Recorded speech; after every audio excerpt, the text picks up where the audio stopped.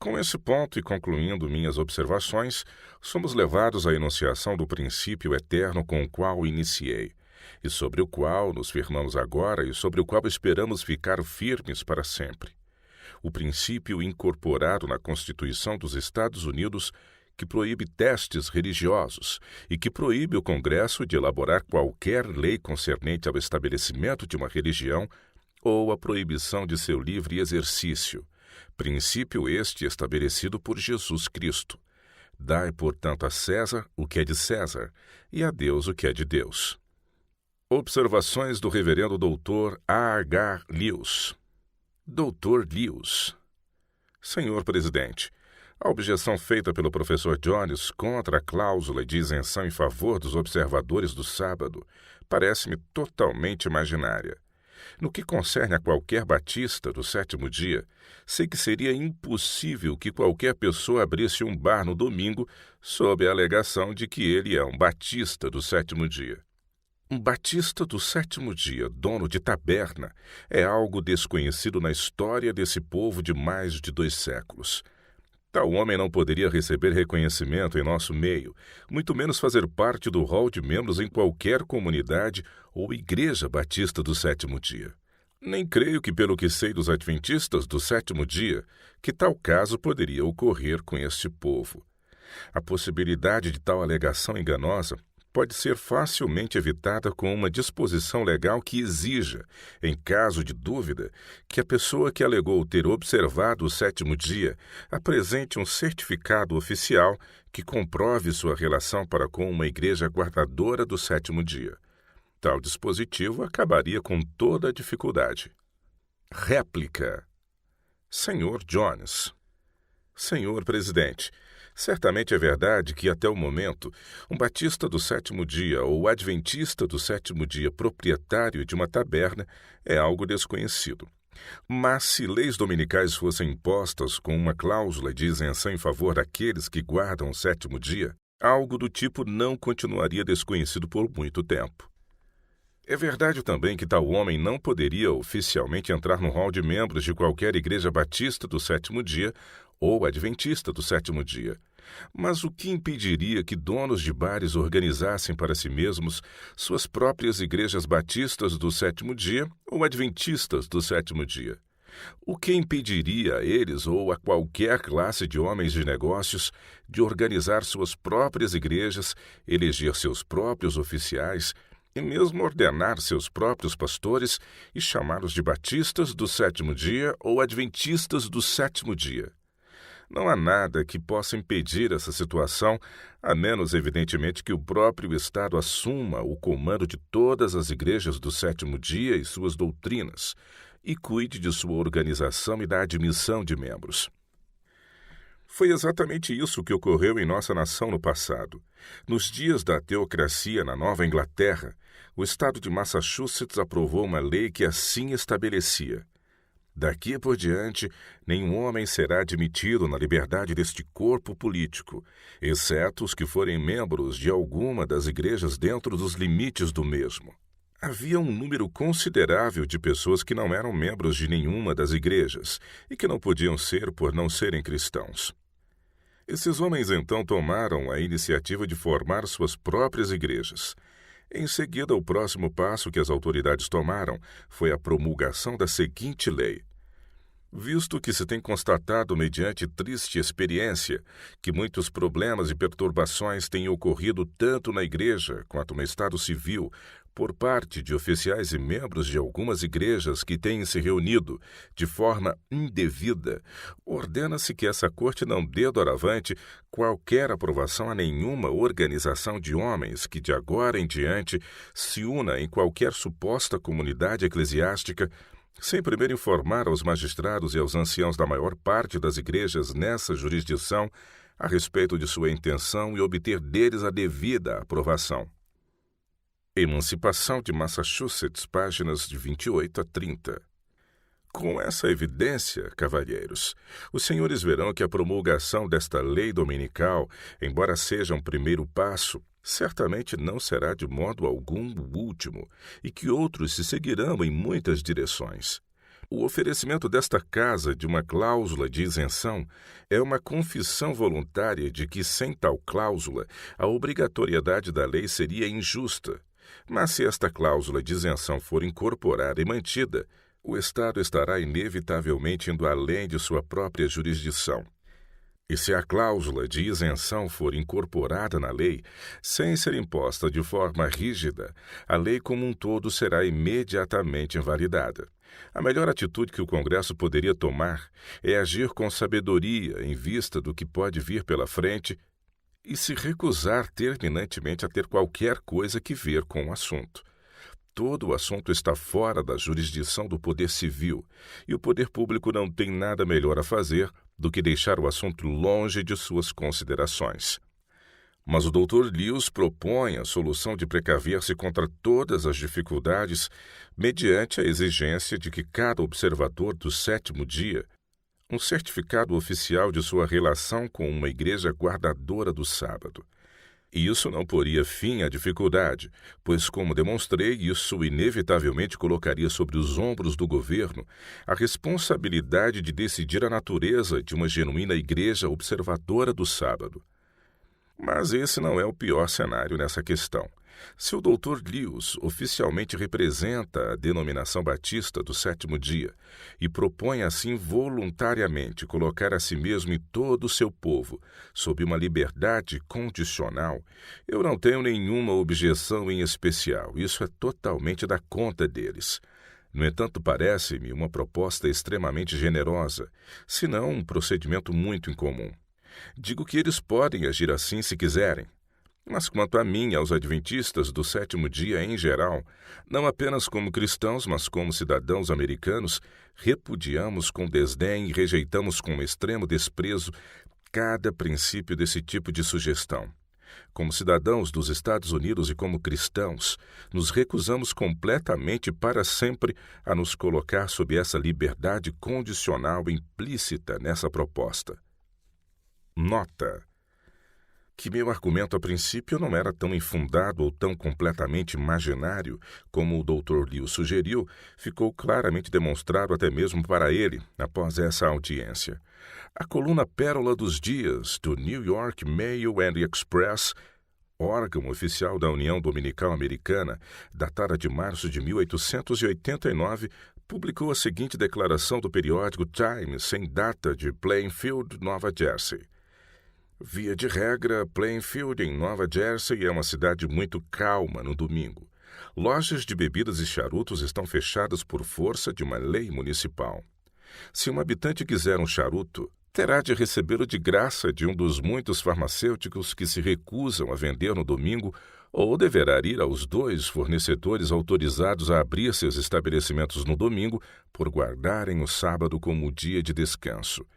Algum tempo atrás, um homem de fé católica, que tinha o propósito de estabelecer negócios desse ramo no domingo, começou a frequentar regularmente a Igreja Batista do sétimo dia. Por fim, pediu para ser aceito como membro da igreja. Um membro do conselho oficial foi informado de que o homem que solicitara a inclusão como membro tinha em vista apenas finalidades comerciais. Ele foi cuidadosamente examinado pelos oficiais da igreja e finalmente admitiu que queria abrir uma loja de charutos e fazer negócios no domingo. O homem foi ao lugar errado para conseguir ajuda para seus propósitos mercenários. Ele não foi recebido como membro. Parece uma ironia do destino que essa situação tenha ocorrido justamente entre o próprio povo que o Dr. Lewis representa e na mesma cidade onde o próprio Dr. Lewis reside. Observações feitas pela senhora J.C. Bateham. Senhora Bateham, gostaria de dizer que a questão apresentada foi cuidadosamente analisada pela União de Temperança Cristã da Mulher e vimos o perigo. Todavia, o nosso desejo foi o de ser extremamente justas. Consultei 9 pessoas de diferentes classes de observadores do sétimo dia para saber se desejavam essa cláusula de isenção e se ficaram satisfeitos com o que era proposto. Eles se mostraram dispostos a aprovar essa disposição conforme sugerida, e pensamos que isso poderia ser feito, talvez de modo a lhes permitir a isenção que desejam, já que expressaram a necessidade dela. Senador Blair. Deixe-me fazer-lhe algumas perguntas, senhora Bateham, para ver se a União de Temperança Cristã da Mulher entendeu exatamente a implicação daquilo que essa união propõe a fazer nesta legislação. Temos aqui um projeto de lei que se relaciona com o comércio interestadual, o trabalho dos Correios, o Exército e a Marinha. Esse projeto lida com esse assunto que anteriormente estava sob a completa jurisdição de cada Estado da União, que tratava desses assuntos de forma independente. O que se propõe agora é que esse assunto seja transferido para a jurisdição exclusiva do governo central. As ocupações que mencionei são todas de natureza pública, e para que estejam em funcionamento, a nação se prevalece da oportunidade de invadir as leis dominicais de cada Estado a ponto de torná-las de nenhum efeito. A nação como um todo, portanto, não se vê restringida por nenhuma lei sabática que garanta o descanso dominical dos operários desses diferentes setores públicos. Por exemplo, se o Departamento de Correios tem a permissão de continuar seus negócios no domingo, pode avançar sem qualquer limite e no presente está avançando cada vez mais. O mesmo pode ser dito em relação ao comércio interestadual, ao Exército e à Marinha. Dito isso, observe a situação que se configura. A senhora vai até nossos amigos batistas do sétimo dia ou adventistas do sétimo dia, por exemplo, e propõe introduzir um princípio que lhes permite trabalhar no departamento de correio aos domingos, de modo tão completo quanto quiserem. Em outras palavras, a senhora sugere isentá-los da aplicação da lei que proíbe o trabalho nos correios aos domingos. Suponhamos que um batista do sétimo dia seja um agente de correio. Suponhamos que todos os correios do país sejam operados no domingo por batistas do sétimo dia. Assim, o departamento de correio estará em funcionamento devido a essa isenção, já que podem trabalhar conscienciosamente nesse dia. Se a senhora limitar a lei dizendo que ela não se aplicará aos adventistas e outros, a lei já tem estipulações sobre isso. Senhora Bateham, se o senhor se lembrar da cláusula, verá que não propusemos que lhes seja permitido fazer esse trabalho, mas que fiquem livres da penalidade. Eles não estão autorizados a trabalhar, mas devem ficar livres da penalidade. Portanto, seria impossível que eles viessem a cuidar de assuntos relacionados com os Correios, por exemplo, ou com qualquer outro trabalho público no domingo, a menos que pudessem provar que o trabalho realizado não tivesse sido feito para perturbação de outros. Senador Blair, isso não seria equivalente a dizer que se a penalidade não será aplicada a eles, não existirá nenhuma lei contra eles? Pois uma lei sem a penalidade é apenas uma opinião, não é uma lei. Senhora Bateham, a lei poderia ter um dispositivo que não lhes permitisse abrir um correio, por exemplo, ou qualquer outro estabelecimento comercial. E se houvesse a imposição de uma multa, eles seriam obrigados a fechar esses lugares no domingo. A isenção foi naturalmente apenas expressa como uma sugestão da nossa parte. Se isso puder ser feito, gostaríamos de ter tal dispositivo na lei. Sabemos que o povo deseja essa lei, e se a lei puder, no seu discernimento, ser redigida com essa isenção, então desejamos que seja incluída, caso contrário, não queremos a isenção. Creio que todos estamos felizes pelo fato de os cavalheiros aqui admitirem que não querem essa cláusula de isenção, pois isso nos liberta de nossa posição anterior. Senador Blair, a intenção desta lei dominical não é que seja de caráter geral. Estas pessoas todas vivem nos diferentes estados e poderão trabalhar em suas ocupações particulares sob emendas estaduais semelhantes a essa, caso a lei estadual achar por bem estabelecer as devidas emendas. O professor Jones disse que isso não funcionou bem em Arkansas, e creio que não funcionou mesmo, segundo sua descrição. Mas neste projeto estamos lidando com ocupações públicas ou aparentemente públicas, ou seja, com comércio interestadual, por exemplo, operado pelas grandes corporações que são públicas no que respeita às suas relações com a classe operária, porque elas estão exercendo uma enorme função pública ao transportarem mercadorias que pertencem a todos em todo o país. A lei proposta pretende proibir o descaso ou não cumprimento de todas as leis estaduais de descanso dominical, a ponto de impedir o comércio interestadual em violação à lei no dia de descanso. No que diz respeito às ocupações privadas regulamentadas pelos estados, se eles permitirem que os batistas do sétimo dia trabalhem no domingo em tarefas particulares na fazenda, nas oficinas e nas fábricas, este projeto de lei não se propõe a interferir com essas medidas locais. Senhora Bateman, eu não tenho o texto comigo, mas minha impressão é que existe uma cláusula no projeto de lei estipulando que a jurisdição do Congresso será exercida sobre os territórios nessa questão. Há alguma coisa desse tipo neste projeto de lei, e essa cláusula de isenção proposta foi designada para alcançar tais casos, em vez de ser aplicada à ação governamental em geral. Senador Blair, a senhora acha que a isenção deveria ser feita em relação aos territórios? Senhora Bateman, sim, esse era o ponto que tínhamos em mente nessa ação geral. Não tenho em mãos o texto do projeto de lei, mas existe alguma coisa nesse teor nele que tínhamos em mente.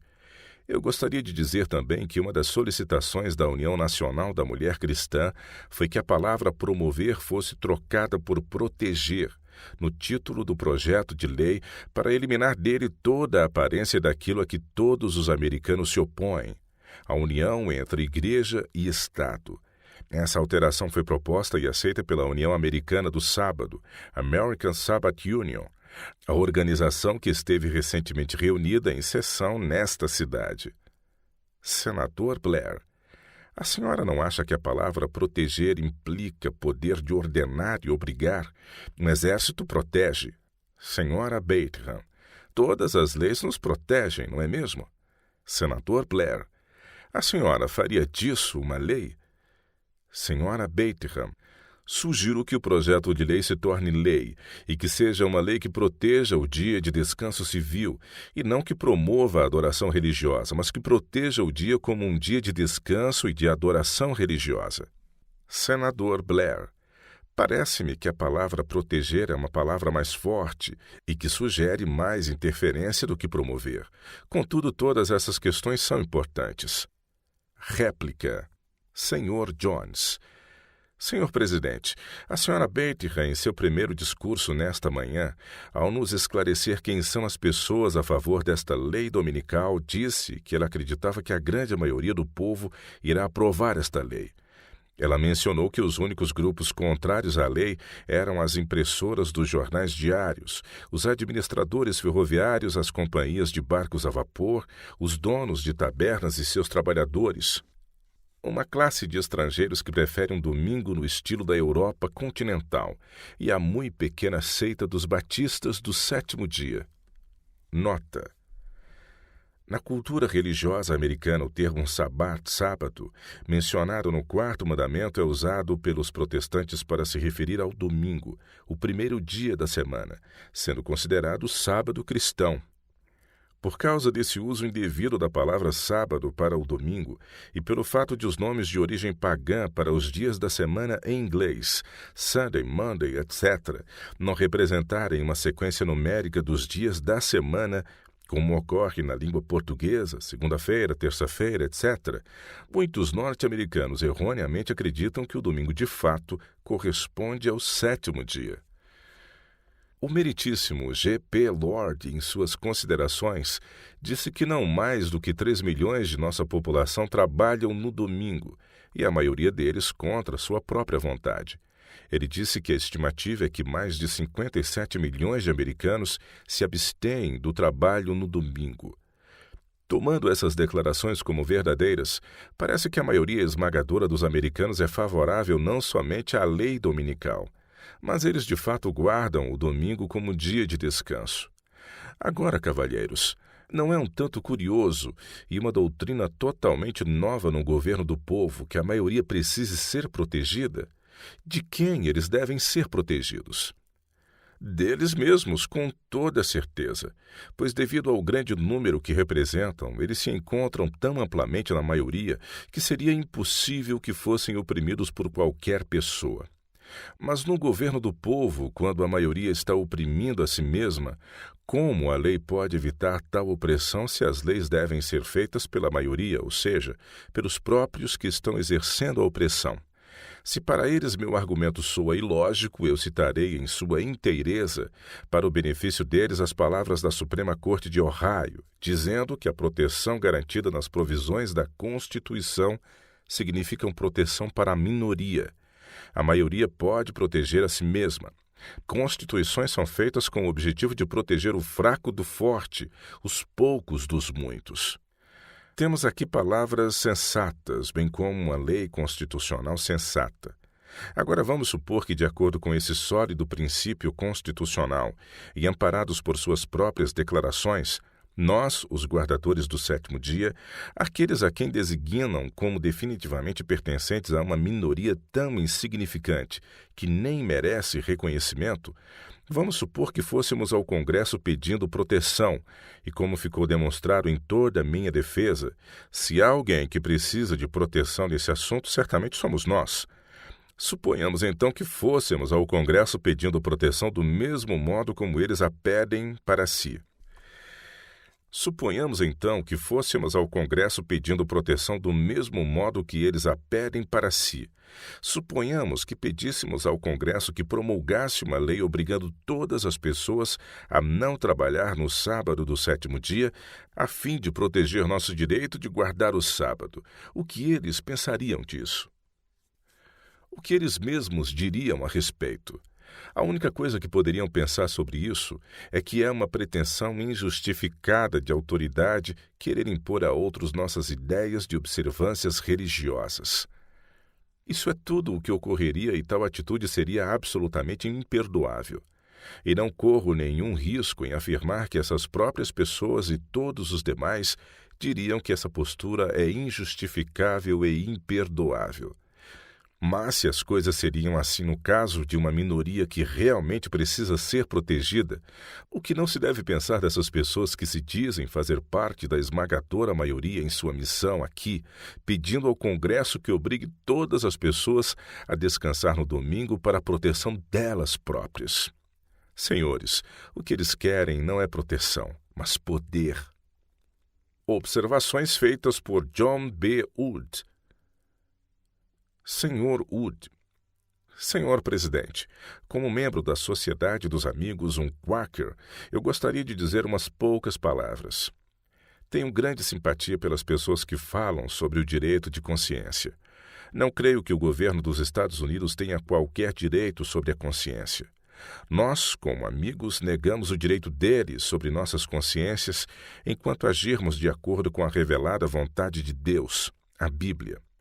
Considerando a questão do domingo, nada vejo na Bíblia, não há nenhuma palavra nela que declare que devemos trabalhar no primeiro dia da semana. Portanto, não creio que os batistas do sétimo dia tenham qualquer direito de se opor à legislação proposta. A única coisa que eles perdem é um dia de trabalho na semana. A Sociedade dos Amigos sempre negou o direito de lutar. O resultado foi que nos Estados Unidos eles nunca perderam a vida por causa de lutas, nem mesmo durante a última guerra. O Senhor Jesus Cristo sempre os tem protegido. Eu acho que todo batista do sétimo dia que honestamente acredite que o sábado é o dia de descanso, pode confiar que o Senhor lhe proporcionará em 5 dias de trabalho o mesmo que o faria se trabalhasse 6, e ele teria, na verdade, 2 dias de descanso em lugar de 1, o que seria muito melhor. Réplica. Senhor Jones. Em resposta à questão levantada pelo Sr. Wood de que uma convicção conscienciosa não exige que devamos trabalhar no primeiro dia da semana, um dos 6 dias de trabalho, eu gostaria de dizer o seguinte. Primeiro, negamos o direito dele, tanto quanto o direito do Estado, de assumir a prerrogativa de decidir por nós o que a Bíblia ensina, ou o que nossas convicções de consciência devem fazer ou não. Segundo, negamos o direito do Estado de nos fazer perder no todo ou em parte um dia de trabalho de cada semana. E gostaria de usar com ele o mesmo argumento que usei com os outros. Por que não temos o direito de solicitar uma lei que os obrigue a descansar no dia que nós guardamos, se eles julgam ter o direito de nos obrigar a descansar no dia que eles guardam?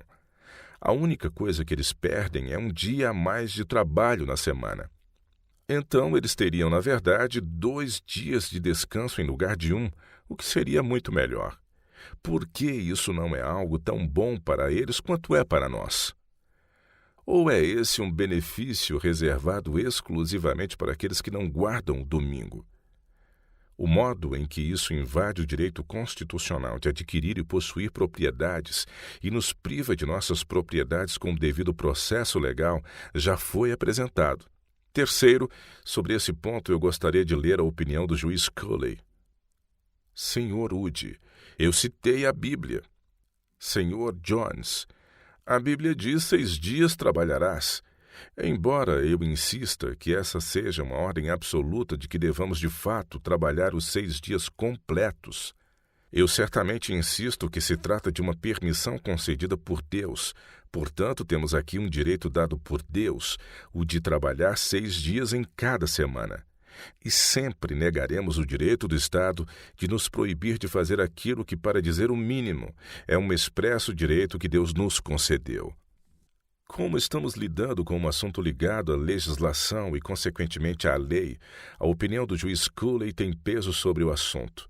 Ele diz: o judeu e o cristão que guarda o 7º dia também, que é obrigado a respeitar o 1º dia da semana, quando sua consciência lhe exige que observe o 7º dia também, pode argumentar plausivelmente que a lei está discriminando sua religião e, ao obrigá-lo a guardar um 2º dia de descanso toda semana, injustamente, ainda que dissimuladamente, o está punindo por sua crença. E eu já mostrei que... Senador Blair. Ele diz plausivelmente.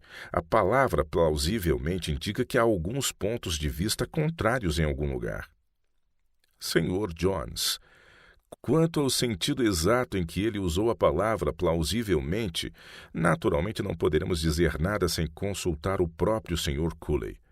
Mas não vejo por que deveríamos nos apegar ao sentido mais estrito da palavra, especialmente porque mais adiante ele mostra que o argumento dos guardadores do 7º dia é irrefutável.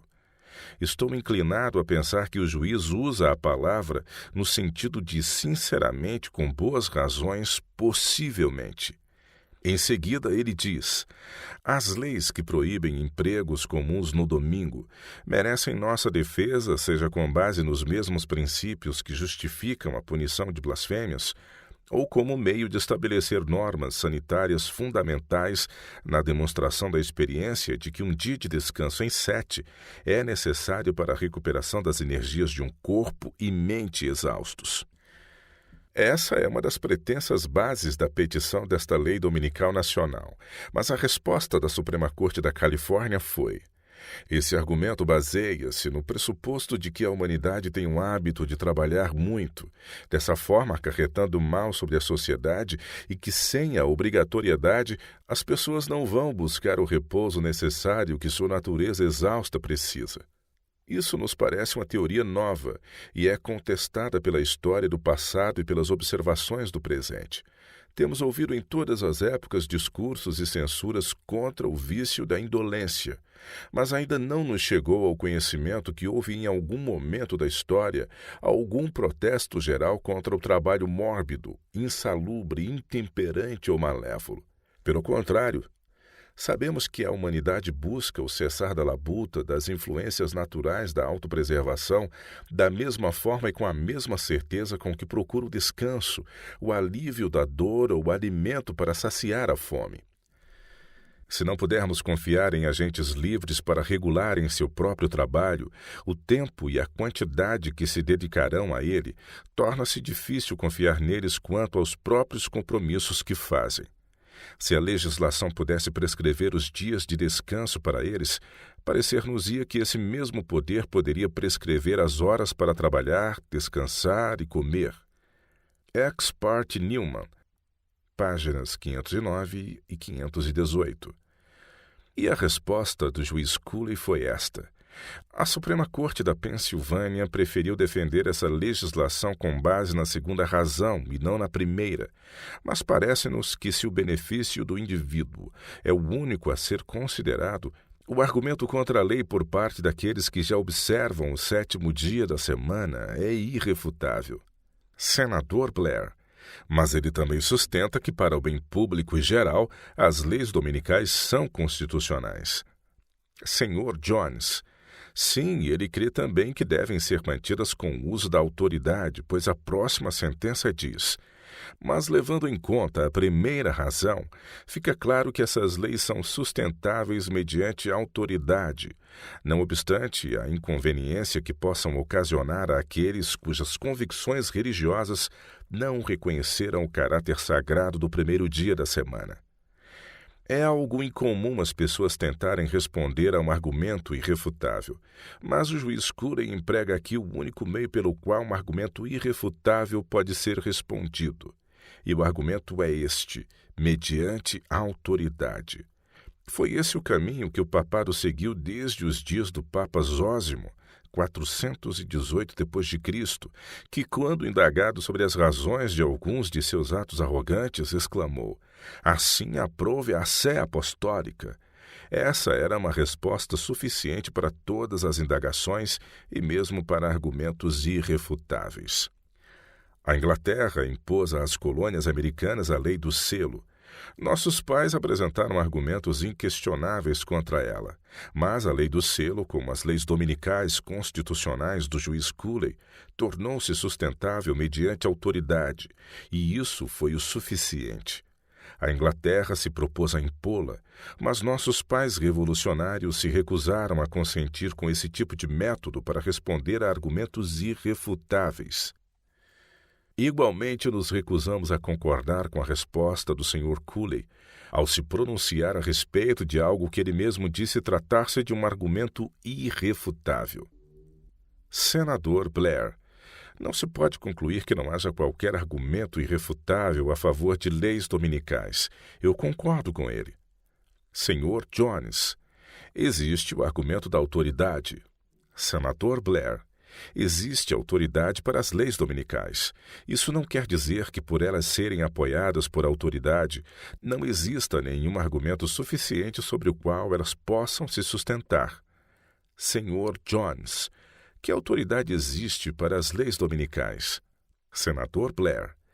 Isso é o que você tem discutido, mas parece que você está dando a entender que, pelo fato de leis dominicais serem sustentadas por autoridade, o único argumento em favor de uma lei maléfica é que haja autoridade para sustentá-la. Mas pode haver autoridade legítima para a lei dominical.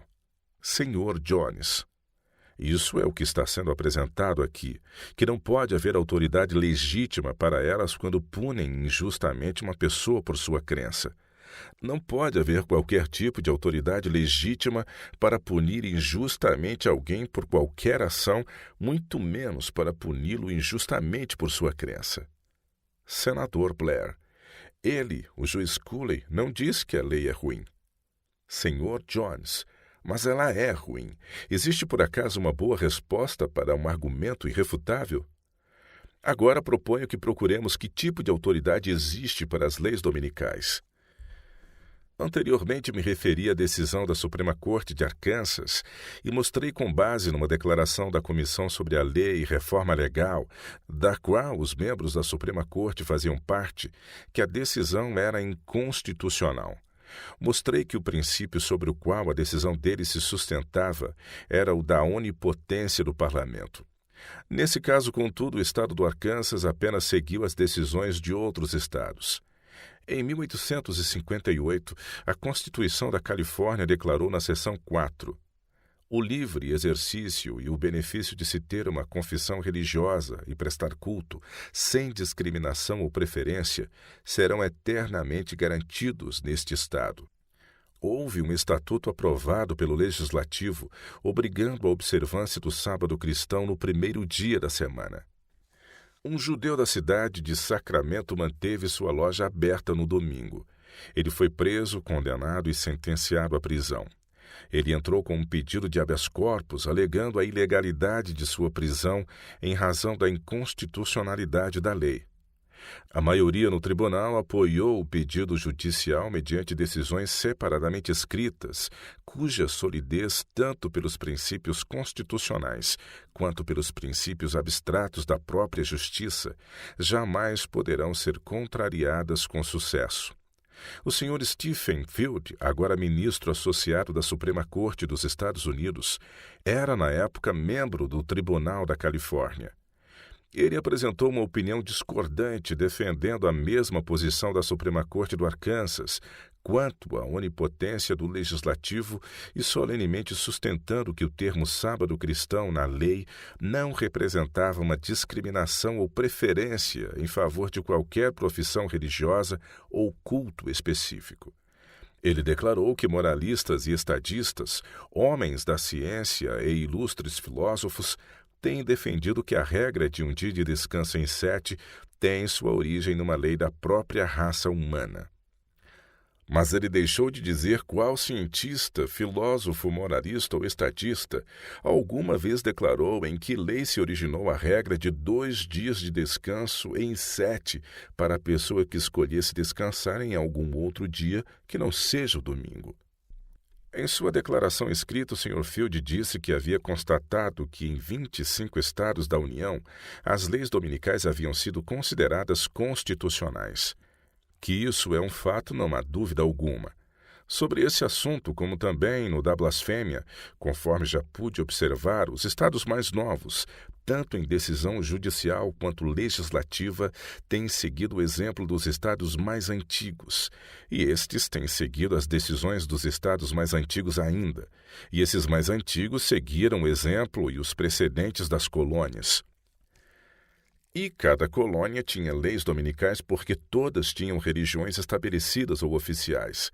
Essas colônias seguiam os precedentes do sistema inglês, que é um sistema totalmente fundamentado na união entre Igreja e Estado.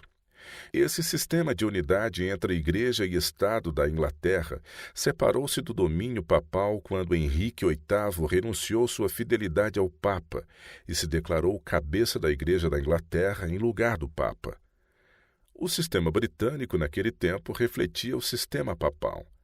O papado foi estabelecido pelo estratagema, lisonja e política recíprocas de Constantino e dos bispos ambiciosos de sua época quando a primeira lei dominical foi promulgada. Essa, em uma palavra, é a genealogia das leis dominicais nos Estados Unidos. Elas fazem parte de uma religião estabelecida, oficial, cuja gênese se encontra numa união entre Igreja e Estado. E neste país elas foram quase mantidas praticamente em toda parte, quer segundo o princípio britânico da onipotência do parlamento, quer pelos princípios da união entre Igreja e Estado das colônias, do governo britânico e do papado. A lei da Pensilvânia, sustentada pela decisão a que me referi do juiz Cooley, foi em essência uma lei colonial, que era um exemplo do sistema em que ninguém que não confessasse e reconhecesse o Deus Todo-Poderoso como Criador, mantenedor e governante do mundo poderia ser um cidadão. A Suprema Corte de Nova York mantém as leis dominicais por declarar sem rodeios que o cristianismo é a religião estabelecida daquele Estado. Isso se fundamenta na decisão do ministro-chefe Kent, a quem já me referi, que citou uma lei colonial que declarava que a profanação do Dia do Senhor era um grande escândalo para a fé cristã.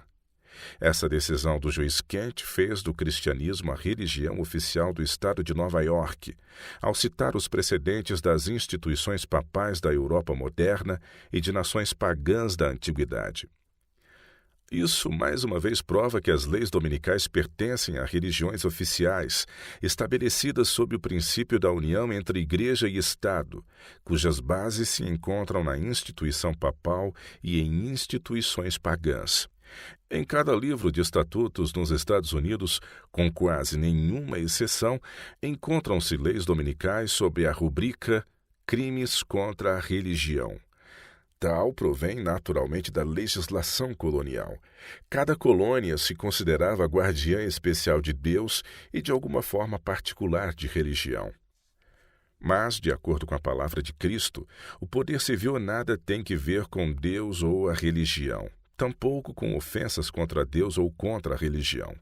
A religião é definida pelo dicionário Webster como o reconhecimento de Deus como objeto de adoração, amor e obediência.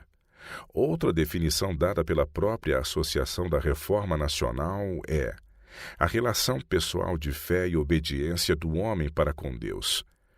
O governo civil não tem autoridade alguma para interferir com a relação pessoal de fé e obediência do homem para com Deus. Se uma pessoa não professar fé alguma, nem qualquer pretensão de prestar obediência a Deus, não cabe ao governo civil interferir nessa questão, contanto que essa pessoa se comporte de forma civil. O governo civil não tem também razão alguma para interferir no caso de ofensas contra Deus. Cabe ao próprio Deus cuidar disso. O homem é responsável somente a Deus por suas ofensas cometidas contra ele. Não é dever do governo civil estabelecer uma religião e então fazer com que ofensas contra ela se tornem crimes.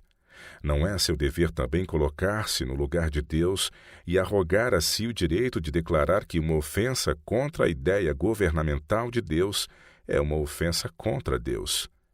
Como pode um governo civil saber se um ato ofende a Deus ou não?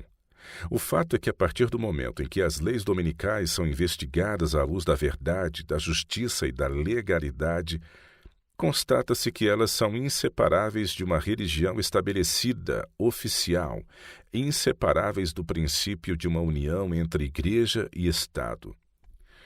Isso é mais bem demonstrado se olharmos de relance o sistema britânico, conforme estabelecido por Blackstone em seu capítulo sobre ofensas contra Deus e a religião.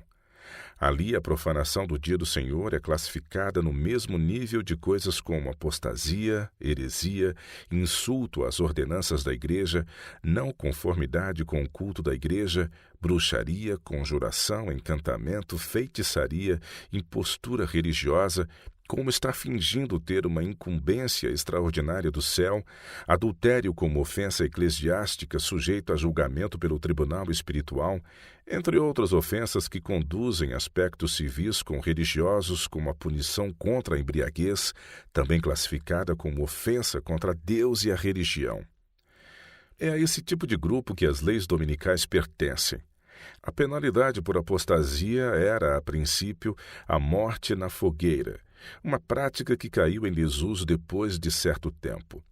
Então, a penalidade foi que, pela primeira ofensa, o ofensor seria considerado incapaz de assumir qualquer cargo público ou posição de confiança.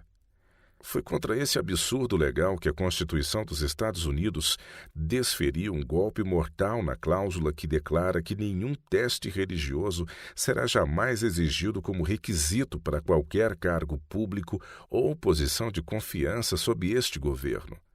E graças à primeira emenda da Constituição dos Estados Unidos, esse governo definitivamente se separou de todo o sistema de ofensas contra Deus e religião por tanto tempo mantido pelo governo britânico, pelas colônias e até mesmo ainda por muitos estados americanos, um sistema característico de todos os governos que unem Igreja e Estado, ou seja, governos com uma religião estabelecida.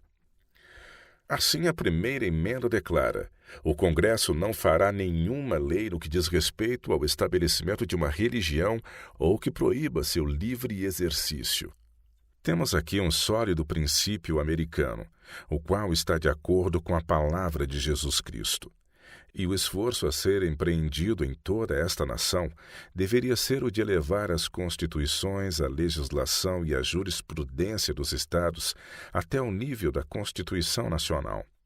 Mas ao invés de prosseguir nesse ideal e levar toda esta nação unida como um só corpo, adiante na marcha da liberdade, da iluminação e do progresso, essas pessoas estão propondo rebaixar nosso sistema nacional de Constituição e leis ao nível adotado pelos estados desta federação, que é o mesmo nível das colônias, que é o mesmo nível do sistema britânico, que é o mesmo nível do papado, que representa o sistema seguido pelo paganismo sob a capa do cristianismo. Hoje, o Dr. Eliot citou Edgar, Athelstan e Alfred para embasar as leis dominicais. Não há dúvida, E com a mesma ênfase ele pode citar esses e muitos outros nomes da Idade Escura para apoiar a entrega de dízimos para o clero, a supremacia dos monges em assuntos civis, a santa unção dos reis pelo Papa e para toda e qualquer coisa que pertença ao sistema papal. Ele pode fazer recuar seus precedentes de leis dominicais a um tempo bem anterior a esse. Ele pode voltar ao tempo de Teodósio e Constantino. Ele pode descobrir, não somente ele, mas cada um de nós, que como Pontifex Maximus do antigo sistema pagão, Constantino tinha o pleno poder para determinar dias santos.